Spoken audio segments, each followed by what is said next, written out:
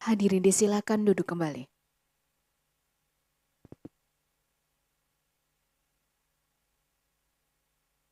Baiklah, kita mulai sidang. Sidang dalam perkara permohonan nomor 73 PUU Romawi 21 tahun 2023 dibuka dan dinyatakan terbuka untuk umum. Baiklah, selamat siang kepada yang hadir di persidangan hari ini. Kalau dari Zoom tidak ada ya. Yang hadir di persidangan agar memperkenalkan diri lebih dahulu. Terima kasih Yang Mulia. Yang hadir ada saya Ziko Leonard selaku kuasa dalam perkara ini. Terima kasih Yang Mulia. Baik, jadi selaku kuasa Saudara Ziko Leonardo Simajuntak hadir ya. Pemohonnya Leon Maulana Mirza Pasha. Ini sendiri aja ya. Sendiri saja Yang Mulia. Ini apa pekerjaannya ini si? Karyawan swasta Yang Mulia. Tapi di isi dari permohonan selanjutnya ada statusnya saya baca. Ada terkait ini dia memiliki SIM, nanti saya bacakan Yang Mulia. Apa sih maksudnya? Enggak, maksudnya dia memiliki pengendara kendaraan bermotor yang menggunakan untuk hal-hal tersebut. Ini saya uraikan nanti di lagi. Bukan itu. Gimana, Statusnya ada di sini disebutkan bahwa dia advokat. Berarti kalau tidak itu agak sedikit saya ragu dengan permohonan ini. Di mana ya Yang Mulia advokat? Ada, nanti kita lihat. Karena ada disebut di Dia sini. memang karyawan swasta tapi di kantor hukum Yang Mulia. Jadi advokat magang sebenarnya. Baiklah. Surat kuasa sudah kita teliti, nggak ada masalah ya. Di lampiran daripada permohonan ini pemberi kuasa sendiri saja. Ya. Baik, sudah ditandatangani. Nah, hari ini adalah sidang pendahuluan pertama. Jadi adalah untuk menyampaikan permohonan ini secara singkat. Jadi tidak perlu seluruhnya karena kita panel sudah membaca daripada permohonan ini. Dan kepada Saudara Ziko dipersilahkan karena kami yakin percaya Saudara Ziko kan sudah sering-sering beracara di Mahkamah Konstitusi ya. Baiklah, jadi sudah mengerti apa yang biasa kita inginkan dari penyampaian daripada permohonan ini di persidangan ini. Dipersilakan. Baik, terima kasih Yang Mulia. Saya akan bacakan inti-intinya saja. Langsung ke bagian legal standing. Pemohon merupakan perseorangan yang membayar pajak pada negara, memiliki kendaraan bermotor, dan kemudian mengendarai kendaraan bermotor untuk bekerja. Bahwa penyebab utama kemacetan yang terjadi khususnya di kota Jakarta telah berlangsung lama, disebabkan oleh buruknya pengelolaan regiden atau registrasi dan identifikasi kendaraan bermotor dan pengemudi. Tidak adanya keterpaduan dalam perumusan kebijakan hingga pengelolaan regiden disebabkan oleh diberikannya kewenangan kepada Kepolisian Negara Republik Indonesia untuk mengurus regiden ini. Bahwa pemohon merupakan advokat magang yang di sini menggunakan kendaraan bermotor dalam kegiatan sehari-harinya. Seharusnya kepolisian tidak berwenang sebegitu luasnya untuk pengelolaan regiden dalam kendaraan bermotor dan juga identifikasi pengemudi. Bahwa berdasarkan ketentuan pasal 30 ayat 4 UUD 45, kewenangan Kepolisian Negara Republik Indonesia hanya sebatas penegakan hukum terkait dengan LLAJ dan bukan pada ranah administratif pengelolaan regiden kendaraan bermotor. Karena itu berdasarkan uraian di atas, maka pemohon memiliki legal standing untuk perkara ini. Masuk ke dalam pokok permohonan, pada intinya semua dianggap dibacakan, yang pada intinya ini mempermasalahkan kewenangan kepolisian, dan kami juga mengutip putusan MK terdahulu, dan kemudian juga membandingkan dengan negara lain yang sudah kami kutip di sini ada Amerika Serikat, Australia, Malaysia, Thailand, India, Jepang, Filipina, Kanada, Swedia, dan Belanda. Sehingga menurut kami, di dalam pandangan kami adalah lebih konstitusional untuk memberikan perlindungan hukum yang adil dengan kewenangan ini bukan kewenangan menerbitkan regiden bukan pada Kepolisian Negara Republik Indonesia. Saya langsung masuk ke petitum saja Yang Mulia. Ya, langsung. Petitum. Yang pertama, mengabulkan permohonan pemohon untuk seluruhnya. Yang kedua, menyatakan pasal 5 ayat 3 huruf B Undang-Undang Nomor 22 Tahun 2009 tentang Lalu Lintas dan Angkutan Jalan bertentangan dengan UUD NRI 1945 sepanjang tidak dimaknai urusan pemerintahan di bidang sarana dan prasarana lalu lintas dan angkutan jalan termasuk bidang registrasi dan identifikasi kendaraan bermotor dan pengemudi oleh Kementerian Negara yang bertanggung jawab di bidang sarana dan prasarana lalu lintas dan angkutan jalan. Menyatakan pasal 5 ayat 3 huruf E Undang-Undang Nomor 22 Tahun 2009 tentang Lalu Lintas dan Angkutan Jalan bertentangan dengan Undang-Undang Dasar Negara Republik Indonesia tahun 1945 sepanjang tidak dimaknai urusan pemerintahan di bidang penegakan hukum, operasional, manajemen dan rekayasa lalu lintas serta pendidikan berlalu lintas oleh Kepolisian Negara Republik Indonesia.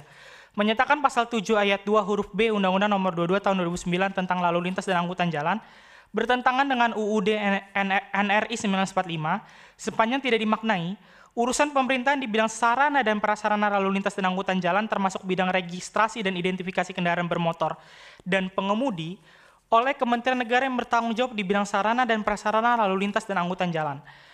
Yang kelima, menyatakan pasal 7 ayat 2 huruf E Undang-Undang Nomor 22 Tahun 2009 tentang Lalu Lintas dan Angkutan Jalan bertentangan dengan Undang-Undang Dasar Negara Republik Indonesia tahun 1945 sepanjang tidak dimaknai urusan pemerintahan di bidang penegakan hukum, operasional, manajemen dan rekayasa lalu lintas serta pendidikan berlalu lintas oleh Kepolisian Negara Republik Indonesia.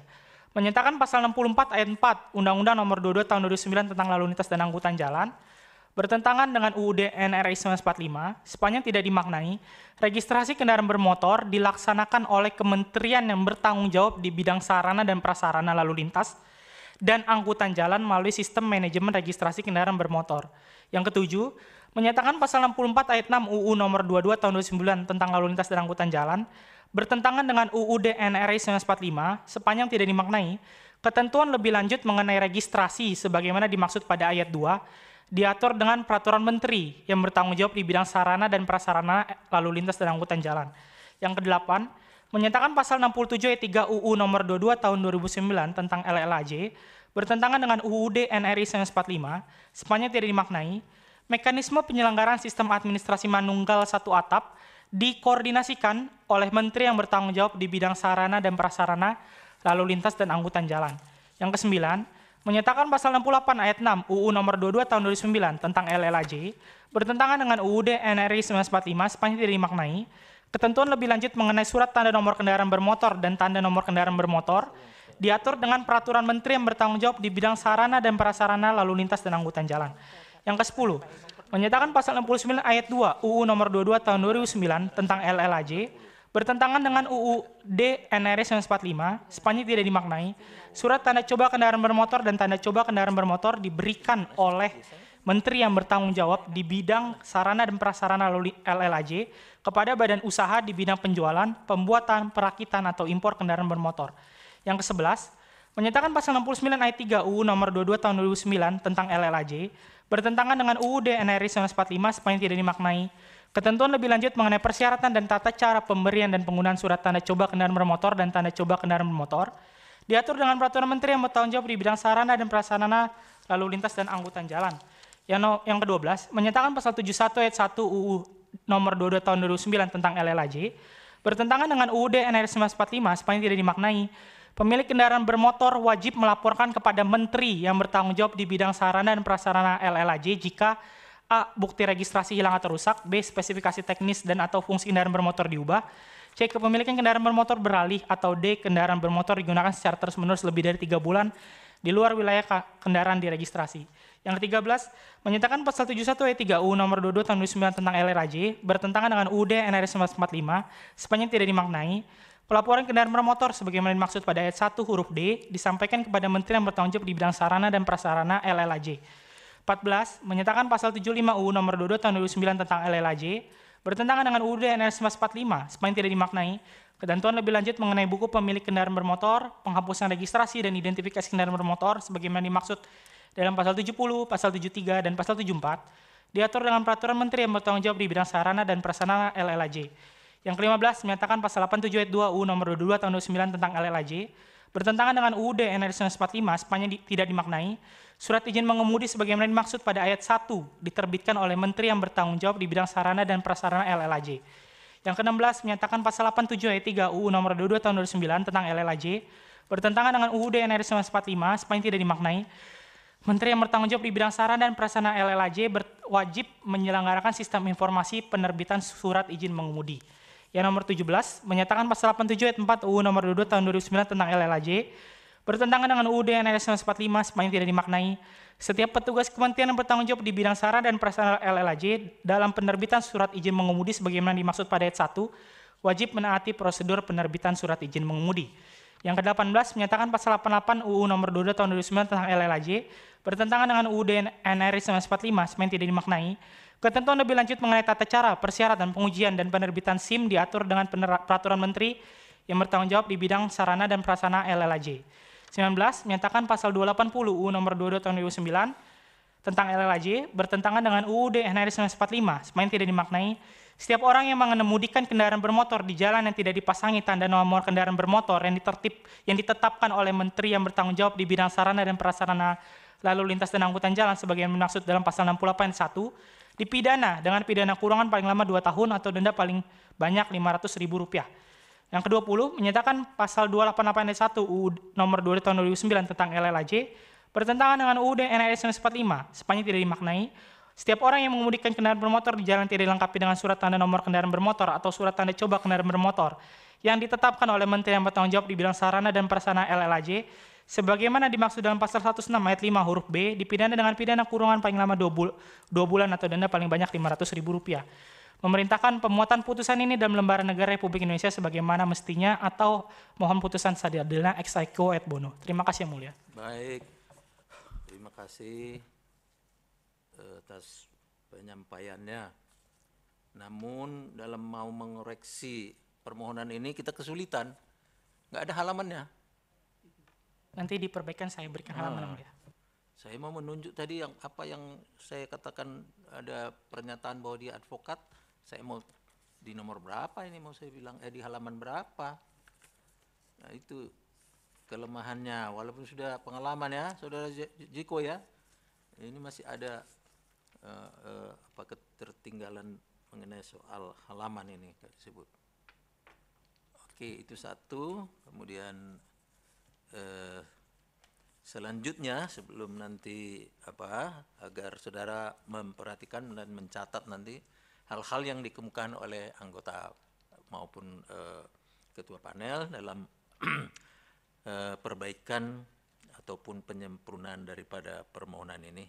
Untuk pertama sekali saya silakan yang mulia Daniel Yusmik untuk menyampaikan sesuatu dalam perbaikan permohonan ini. Persilakan. Baik, terima kasih yang mulia Ketua panel Bapak Dr. Manahan MP Sitompul. Kemudian yang mulia anggota panel Profesor M. Guntur Hamzah. Pemohon dalam hal ini yang diwakili oleh kuasa Saudara Jiko ya, Leonardo. Ini Saudara Jiko sudah sering beracara. Ada beberapa catatan saja dari saya terkait dengan permohonan ini. Yang pertama, ini ada soal penulisan yang mungkin soal typo ya, atau koreksi terkait dengan penulisan ini. Ini di dalam permohonan, pemohon ini hanya seorang ya, tapi di dalam ini yang tidak ada halaman ya, bagian kedudukan hukum atau legal standing pemohon itu disebut bahwa setelah para pemohon menguraikan mengenai kewenangan, udah dilihat ya. Nah itu karena hanya seorang tentu tidak para pemohon tetapi cukup pemohonnya saja ya, itu yang pertama. Kemudian yang berikut terkait dengan permohonan ini sudah ada beberapa putusan MK ya, walaupun memang sudah di dalam permohonan ini ada juga yang disebut ya putusan 89. Ada juga putusan nomor 43 garing PU strip data 8 Romawi garing 2020. Itu nanti coba diperhatikan Karena ini kalau kesamaan norma yang diajukan harus berbeda batu uji ya, dan juga alasan permohonan. Jadi nanti tolong dicermati kembali, kalau normanya sudah sama maka harus ada perbedaan batu uji maupun alasan yang berbeda dari permohonan sebelumnya. Ya, kemudian kalau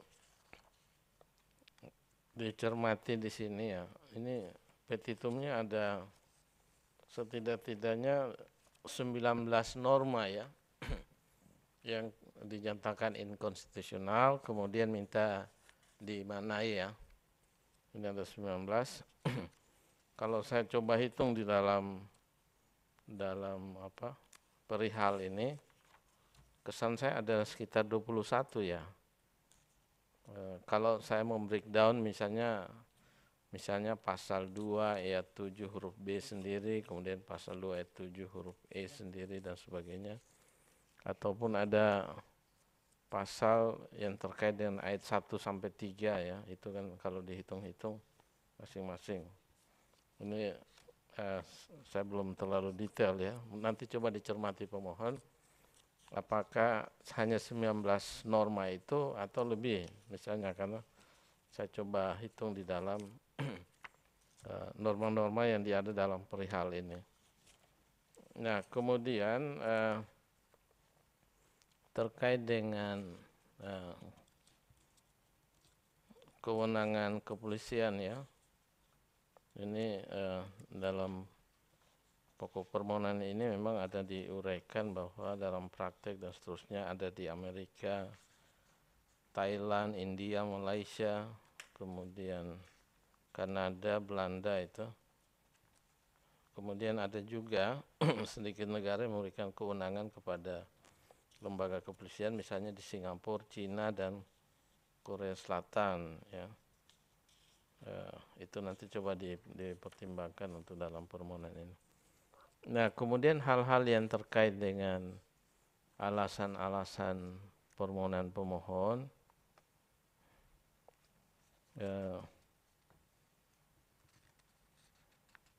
ini nanti coba dicermati kembali yang tadi sudah saya angkat terkait dengan kesamaan norma ya.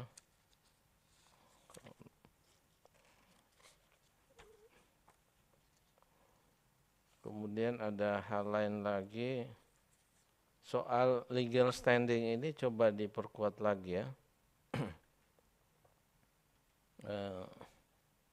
Kalau dalam permohonan ini misalnya terkait dengan putusan MK nomor 27 tahun 2009 terkait kedudukan hukum sebagai taxpayer ya, atau pembayar pajak, itu dalam pengujian formil dengan pengajuan permohonan akuo dan seterusnya ini permohonan pemohon pada pokoknya merupakan persoalan pengujian material undang-undang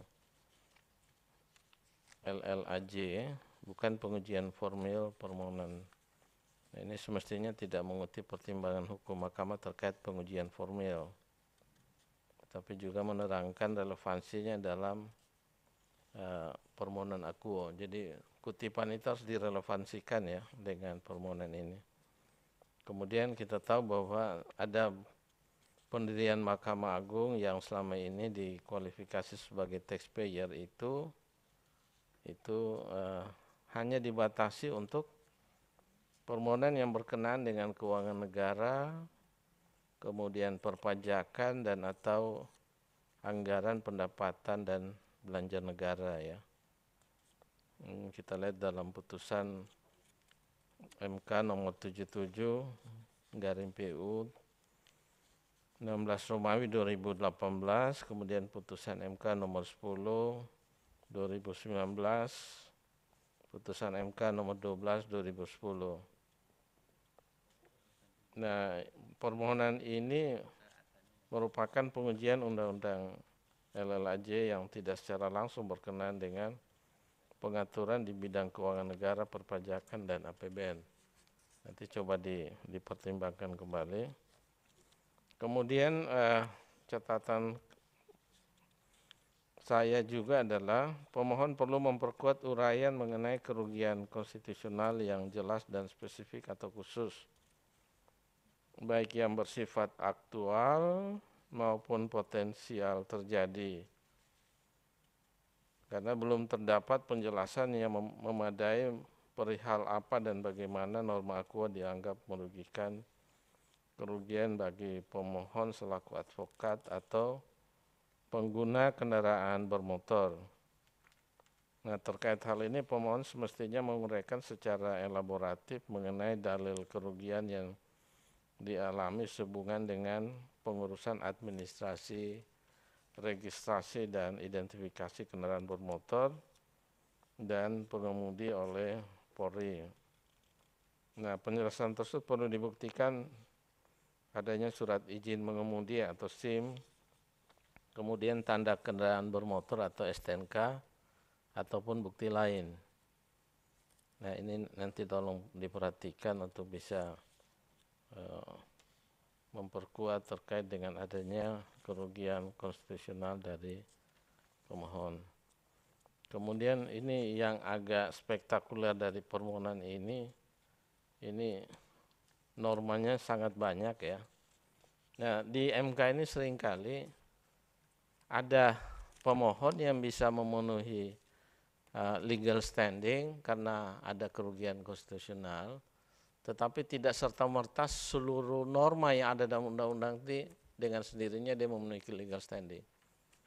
Karena itu ini perlu diuraikan, ini jumlah norma ini kalau kita baca dalam petitum ada 19 ya, terkait harus dinyatakan inkonstitusional bersyarat ya. Nah, nanti ini juga perlu diperhatikan oleh pemohon atau kuasanya. Itu norma undang-undang asli itu juga harus ditulis lengkap dulu, ya. Baru kemudian minta dimaknai dan seterusnya. Kemudian hal yang lain saya kira ini cukup banyak ya permohonan ini. Nanti kalau ada hal-hal yang nanti saya temukan akan saya sampaikan lagi. Terima kasih, saya kembalikan pada Yang Mulia Ketua Panel. Terima kasih. Baik, terima kasih Yang Mulia Dr. Daniel Yusmik Pancastaki Fuek. Selanjutnya saya berikan kesempatan kepada Yang Mulia Dr. Guntur Hamzah. Persilakan. Ya, baik, terima kasih Yang Mulia Ketua Panel Bapak Dr. Manahan MPSI Tompul, dan juga Yang Mulia Bapak Dr. Daniel Yusmik Pancastaki selaku anggota panel, Saudara kuasa, Saudara Ziko Leonard Jagardo Simanjuntak SH ya. Oke, baik. Ya, saya sudah familiar dengan nama Saudara Ziko baik selaku prinsipal maupun selaku kuasa. Dan ya permohonan yang masuk ini saya baca dan memang itu tergambar karena sudah jam terbang ya ibaratnya sudah cukup tinggi di Mahkamah Konstitusi, sehingga hal-hal yang sifatnya teknis saya tidak melihat lagi ada hal-hal yang terlalu prinsip ya, tinggallah yang menyangkut substansi-substansi yang perlu saya dalami karena ini kewajiban dari hakim untuk memberikan penasehatan ya. Itu terlepas nanti apakah saudara kuasa menerima atau mengakomodir atau tidak, itu sepenuhnya ada pada saudara kuasa. Nah, terkait dengan permohonan ini saya melihat ya isu yang ingin diangkat ya kaitannya dengan ini, yaitu hendak ya memindahkan ya atau mengalihkan soal registrasi, urusan registrasi dan identifikasi kendaraan bermotor ya dan penerbitan SIM dari Kepolisian Republik Indonesia, dan kewenangan itu intinya dialihkan ke Menteri yang bertanggung jawab di bidang sarana dan prasarana lalu lintas dan angkutan jalan gitu ya. Seperti itu gambaran. Tetapi di dalamnya ini ada ya tadi ada 21 ya petitumnya, genusnya secara genus. Tapi spesiesnya sebetulnya ada 19 ya. Ingin saudara sesuaikan gitu dengan isu utama tadi. Oke, baik, sekira itu adalah bagian dari domain dari pemohon untuk menjelaskan hal itu. Nah, dari saya ingin memberikan catatan ya, Saudara Siko, karena ini baru pertama nih saya, mungkin baru pertama kali bertatap muka ya dengan Saudara Siko. Meskipun Saudara Siko sudah lama berperkara di Mahkamah Konstitusi. Yang pertama, ya bicara karena ini pengujian undang-undang kewenangan mahkamah, menurut hemat saya itu sudah otomatis menjadi kewenangan mahkamah, kecuali kalau itu tidak diuji berdasarkan undang-undang dasar. Nah, ini diuji berdasarkan undang-undang dasar, berarti ini kewenangan mahkamah. Nah, yang kedua, menyangkut kedudukan hukum, sebetulnya ya ini perlu dilengkapi argumentasinya lagi, Saudara Siko ya. Karena apa? Kita perlu pastikan apakah dengan berlakunya norma AKO yang saudara ingin uji, itu ada nggak kerugian konstitusionalnya ini? Yang saya kira saudara Ziko sudah paham persis ya, bahwa memang ada syarat kerugian konstitusional dengan berlakunya norma. Nah, pertanyaannya, men-challenge diri saudara sendiri, apakah kalau di kepolisian yang selama ini pengurusan SIM, pengurusan registrasi, apakah itu ada yang merugikan?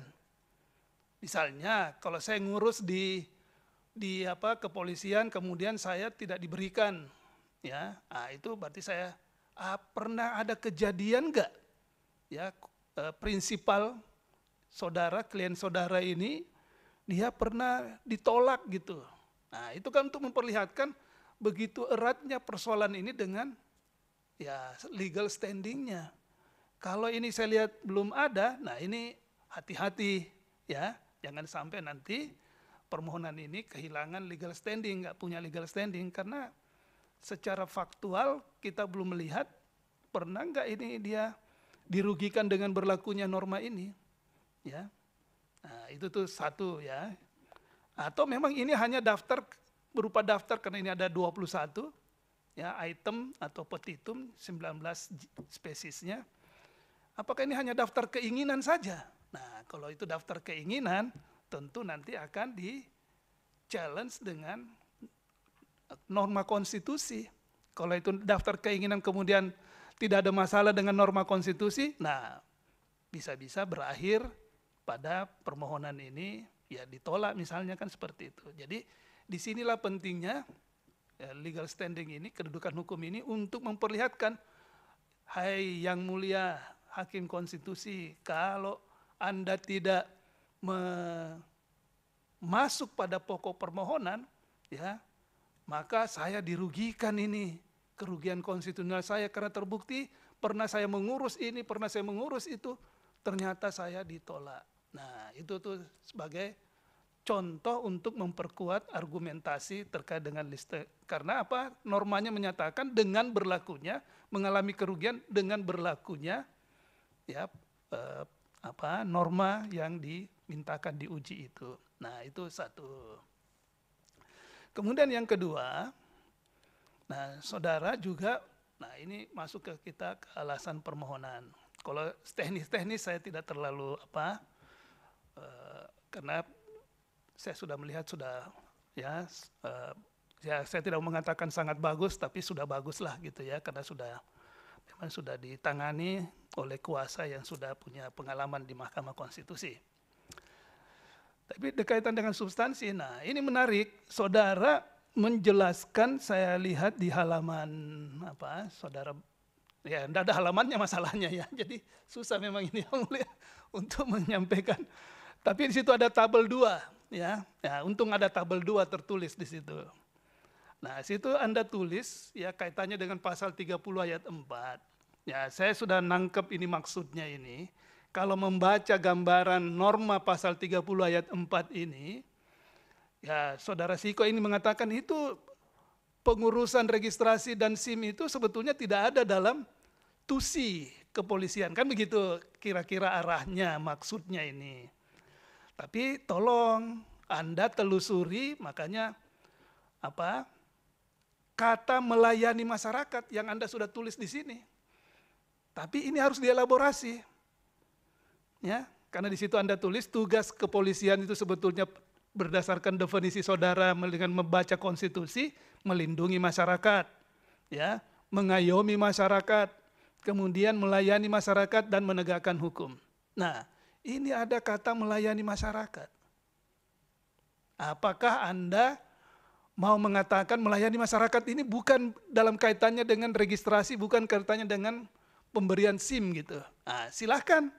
Kalau memang begitu, tapi apa itu melayani masyarakat? Anda harus membreakdown ini, karena mungkin Anda mengatakan kalau melindungi masyarakat, nggak ada kaitannya dengan registrasi, dengan SIM, penerbitan SIM, kan gitu. Kalau mengayomi masyarakat, tidak ada kaitannya dengan menegakkan hukum. Ya adalah kaitannya menegakkan lalu lintas, kan gitu. Tapi kalau urusan penerbitan SIM dan registrasi kendaraan, iya? Nah, tetapi di situ ada melayani masyarakat. Nah, disinilah saudara kritis di sini, harus perlihatkan sikap kritis di situ. Ini yang harus ini, karena di sini nanti bisa saja pandangan lain mengatakan itulah wujud ya konstitusionalitasnya itu, karena di situ tercantum ada kata melayani masyarakat. Sehingga ini konstitusional ini. Disinilah daya kritis saudara harus, ya kalau menurut saya Anda harus kritis di sini nih. Bagaimana memaknai melayani masyarakat itu. Nah, ini yang belum tergambar di posita saudara. Nah, ini nih jadi kuncinya ada di sini nih. Apalagi saudara secara terang benderang sudah menyatakan ya ini lagi soal halaman lagi, sudah mengutip putusan mahkamah, yang dimana putusan mahkamah itu ya sudah jelas menyatakan bahwa ya mengalihkan kewenangan yang dimiliki oleh kepolisian untuk menyelenggarakan registrasi dan identifikasi kendaraan motor serta memberikan surat izin mengemudi kendaraan motor kepada instansi lain tidak menyelesaikan masalah. Nah, berarti kan kalau ini dialihkan ke yang lain yang sebagaimana saudara kehendaki, mohonkan, di sini putusan mahkamah, putusan 89/2015, tegas menyatakan di halaman 101, itu tidak menyelesaikan masalah. Nah, bagaimana Anda membangun argumentasi untuk men-challenge persoalan ini, ya? Ya, jadi, kecuali kalau Anda bisa nanti membangun argumentasi yang menyatakan, ya, bahwa kewenangan kepolisian dan registrasi identifikasi SIM itu, ya, itu merupakan ya menimbulkan ketidakadilan yang intolerable. Disanggup nggak membangun argumentasi begitu? Bahwa itu menimbulkan ketidakadilan yang intolerable misalnya, atau adanya kesewenang-wenangan dan sebagainya yang menjadi concern ya, utamanya concern dalam kaitannya dengan pasal 24 ayat 1 Undang-Undang Dasar 1945 yang menyatakan bahwa kekuasaan kehakiman itu adalah merdeka ya untuk menyelenggarakan peradilan guna menegakkan hukum dan keadilan. Nah, itu concernnya kan sebagai hakim, seluruh hakim pasti concern ke sana. Ada enggak unsur itu? Ya, saya kira itu saya ya, selebihnya secara teknis maupun petitum cara menyusunnya sudah saya anggap sudah bagus ya, karena memang ini terkait dengan jam terbang yang sudah cukup tinggi saudara Ziko, sehingga menurut saya tidak ada persoalan di situ. Tinggallah substansinya yang masih perlu diperkuat. Ya, apakah sanggup? Nah, nanti kita akan lihat di perbaikannya. Mungkin itu saja dari saya yang mulia, masukannya, catatannya sebagai penasehatan untuk perkara ini. Saya kembalikan kepada yang mulia Ketua Sidang, Ketua Panel sekaligus yang mulia Pak Dr. Manahan MPS Sitompul. Terima kasih Yang Mulia. Baik, terima kasih Yang Mulia Prof. Guntur Hamzah. Saya tidak akan mengulangi apa yang sudah disampaikan oleh para Yang Mulia ya. Hanya sedikit saya tambahkan mengenai legal standing ya. Tadi sudah disampaikan mengenai taxpayer, ada putusan nomor 27 dan lain sebagainya. Tapi saya melihat ke poin poin C-nya tentang kerugian konstitusional itu ya, mengenai legal standing dari pemohon ini. Makanya saya harus menegaskan, karena di dalam halaman berapa ini ya, saya tidak tahu nih, poin 9C, coba dibaca. Advokat dan pengguna kendaraan bermotor. Nah, dia advokat begitu ya. Magang Yang Mulia, maaf saya lupa tulis. Oh, itu dia. Makanya kalau dia advokat beda lagi. Kalau dia hanya sekedar magang di advokat kan beda nanti itu ya. Nah, hubungannya dengan legal standing. Legal standing di sini di poin 3 di putusan nomor 6 maupun nomor 5 maupun nomor 7 itu kan ada poin C-nya di situ ada menyebutkan kerugian konstitusional itu yang bersifat spesifik. Nah, itu dulu. Spesifik dan aktual. Nah, itu yang harus diperhatikan dulu. Baru kemudian atau potensial. Jadi, apakah spesifik enggak itu? Seorang advokat, taruhlah seorang karyawan misalnya ya, spesifiknya di mana kerugiannya itu? Bila dia hanya membawa kendaraan, yang lain-lain juga punya kendaraan, punya keinginan untuk reginden seperti istilah saudara tadi, registrasi dan identifikasinya supaya dikembalikan kepada atau diserahkan kepada instansi lain. Dalam hal ini yang saudara minta supaya kepada instansi yang diberi kewenangan untuk itu. Nah, itu juga masih kurang jelas ya, mana instansi mana. Sama dengan putusan kita yang nomor 89 itu mengatakan juga karena tidak jelas kepada instansi mana yang dimohonkan. Saudara juga mempunyai istilah tersendiri kepada instansi ya, dan yang diberikan yang mempunyai kewenangan ya mengenai registrasi dan identifikasi kendaraan bermotor. Jadi juga belum lebih jelas dikemukakan kepada instansi mana ini diserahkan oleh kepolisian mengenai tugas regiden ini. Itu juga merupakan salah satu yang harus saudara uraikan nanti di legal standing ini. Ya, selain daripada memperhatikan kerugian konstitusional yang tadi spesifik, aktual dan potensial itu, nah kemudian juga mengenai soal legal standing, saya pikir harus dicari satu kedudukan yang posisi yang tegas daripada si pemohon ini yang bisa hubungannya kepada seluruh pasal-pasal itu. Ya. Ada 19 tadi ya. Tapi kalau pasalnya ada 9. Jadi ada 19 norma dalam 9 pasal ini. Nah, gimana itu?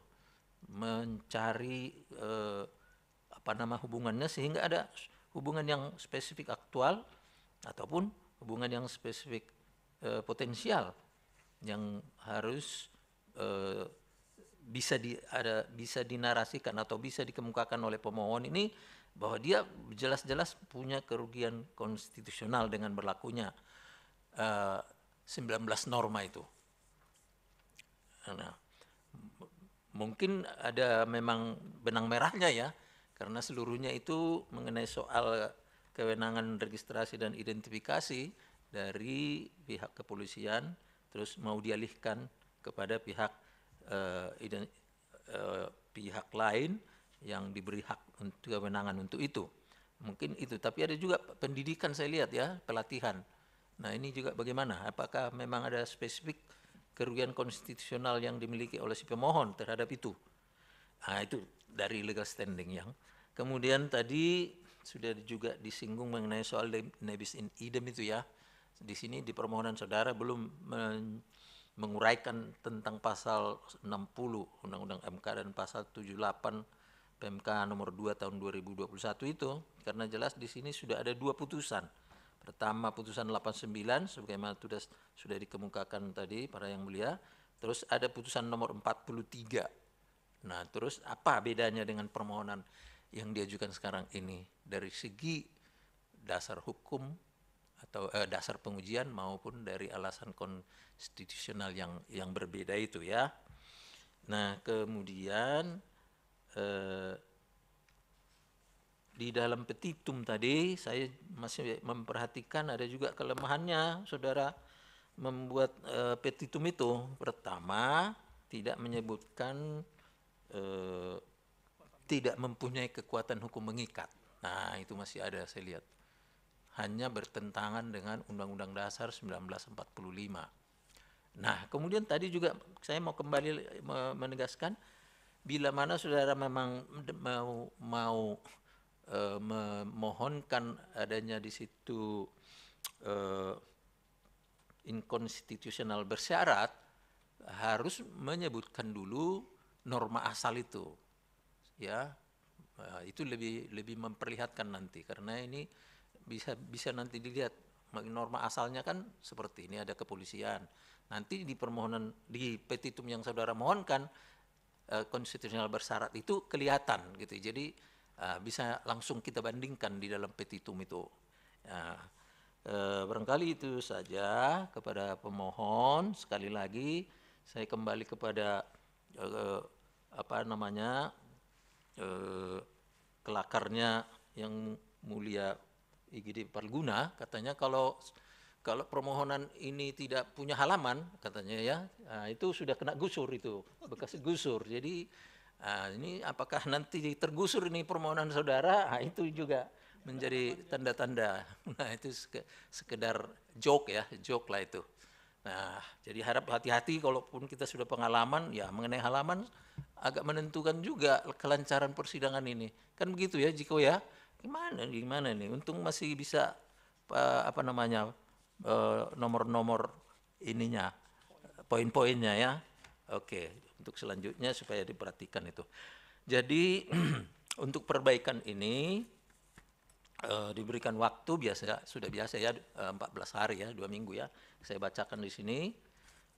Untuk perbaikan permohonan ini diberikan waktu hingga tanggal 8 Agustus 2023 hari Selasa ya. Ya, boleh dengan hard copy maupun soft copy. Sedangkan sidangnya nanti akan ditentukan kemudian. Tapi perbaikan itu harus sudah masuk selambat-lambatnya tanggal 8 Agustus 2023 jam 10 WIB.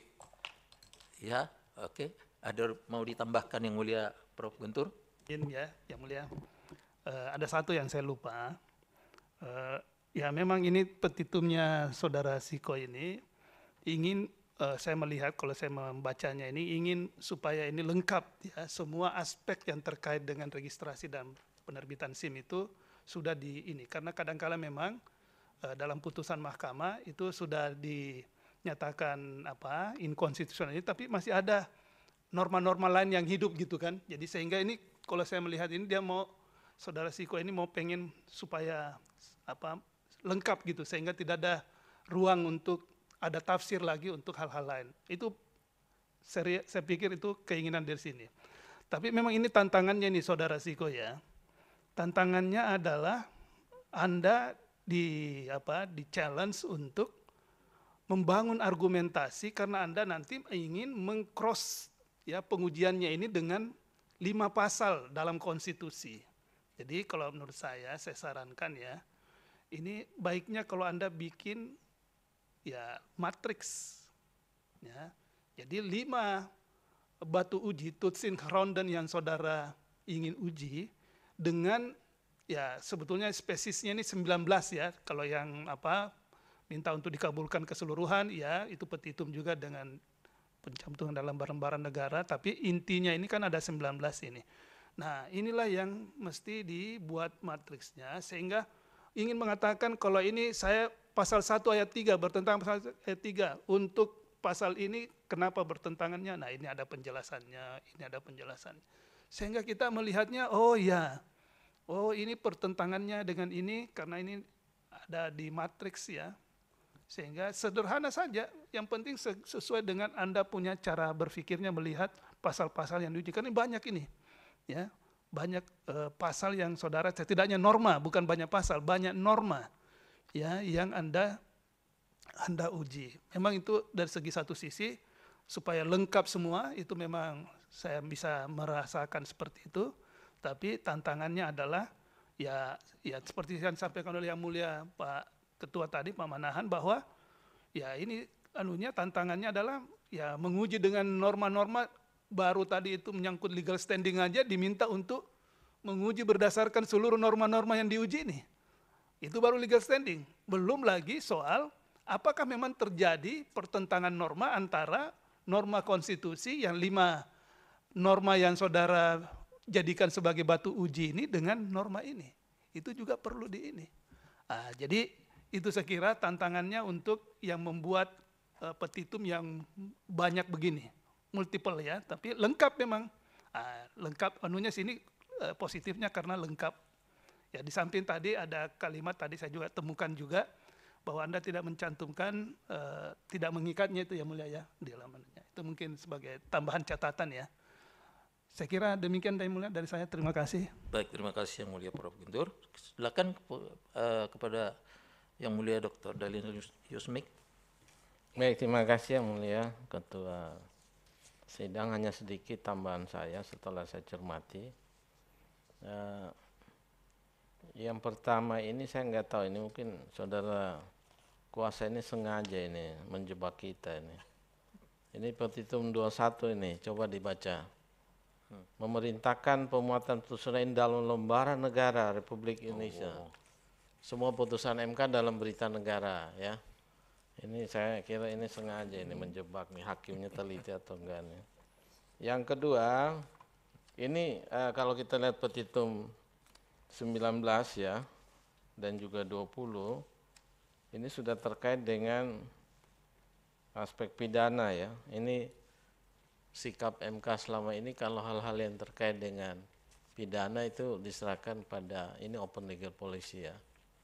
Jadi itu nanti coba dipertimbangkan. Karena kalau dicermati memang banyak sekali ini yang permohonan ini menggoda MK untuk masuk positif legislator ini sebetulnya. Tapi ya itu hak pemohon ya, kita tidak juga bisa melarang. Nah kemudian apalagi yang saya ingat dalam permohonan, penulisan bahasa asing ya, itu juga harusnya huruf miring dan sebagainya. Di sini masih ada ya, ada yang belum penulisan huruf miring. Kemudian yang terakhir tadi yang kalau dilihat di dalam perihal itu saya coba hitung ulang, misalnya ini pasal 7 ayat 1 sampai 3, kemudian pasal 87 ayat 2 sampai dengan 4 itu di perihal ya. Ini kan memberi kesan bahwa norma yang diuji ini ada pasal 7 ayat 1, ayat 2 dan ayat 3. Kemudian norma pasal 87 ayat 2, ayat 3 dan ayat 4. Kalau saya lihat di dalam petitum itu pasal 71 ayat 2 yang tidak ada. Jadi hanya ayat 1 dan ayat 3 ya. Jadi kalau tadi saya bilang ada kurang lebih 21, ternyata setelah saya cermati sini ini 2, 3 dan 4, 8, 7 itu ada dalam petitum. Itu berarti hanya sekitar ada 20 ini. Jadi kalau dihitung-hitung mungkin nanti petitumnya bisa jadi tadinya 21 jadi 22 misalnya. Ini saya berandai-andai tapi terserah. Pemohon bisa menambahkan, bisa juga mengurangi, terserah. Kalau nanti dipertimbangkan soal ini ada unsur pidana yang selama ini sikap MK open legal policy, kemudian nanti mau dikeluarin juga terserah deh. Ya, itu saja dari saya yang mulia Pak Ketua. Terima kasih. Baik, terima kasih. Memang harus ditegaskan ini ya, pasal 71/3 itu apa maksudnya? Sampai dengan ayat 3 kah maksudnya? Sedangkan biasanya kan kalau memang ayat 1, 2 dan 3 kan begitu kalau memang sampai. Apa arti garisnya ini?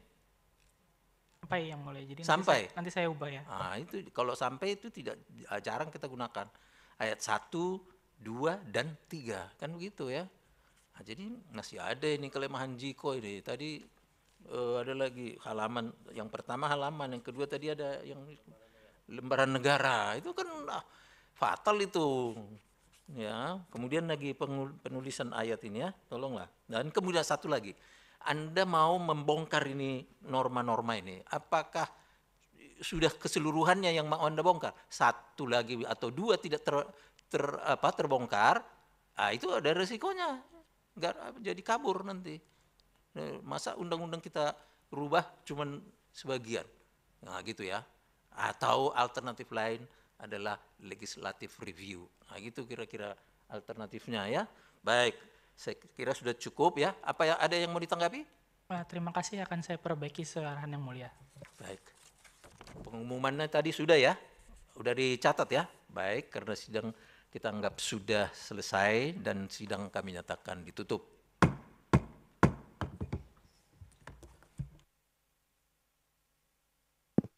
Hadirin dimohon berdiri. Yang mulia Majelis Hakim Konstitusi meninggalkan ruang persidangan.